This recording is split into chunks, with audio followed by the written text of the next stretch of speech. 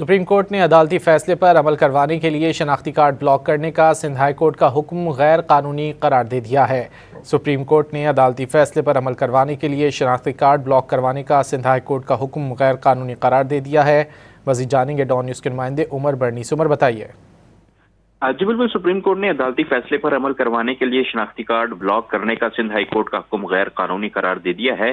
Justice منیب اختر نے 3 صفحات پر مشتمل تحریری فیصلہ جاری کر دیا ہے، جس میں یہ کہا گیا ہے کہ شناختی کارڈ کوئی لگژری نہیں، عام زندگی گزارنے کے لیے بنیادی ضرورت ہے۔ کیا کل عدالتیں رقم کی واپسی کے لیے بجلی اور پانی کے کنیکشن کاٹنے کا حکم بھی دیں گی؟ کسی شہری کو شناختی کارڈ سے محروم کرنا زندگی کا بنیادی حق چھیننے کے مترادف ہے۔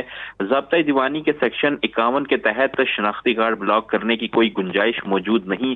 پشاور ہائی کورٹ کی CPC میں کی گئی ترمیم کا اطلاق صوبہ سندھ پر نہیں ہوتا۔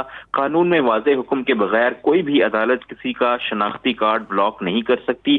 2016 میں ٹرائل کورٹ نے درخواست گزار کے خلاف رقم کی ادائیگی کی ڈگری جاری کی۔ رقم کی عدم ادائیگی پر ٹرائل کورٹ نے درخواست گزار کا شناختی کارڈ بلاک کرنے کا حکم دیا تھا۔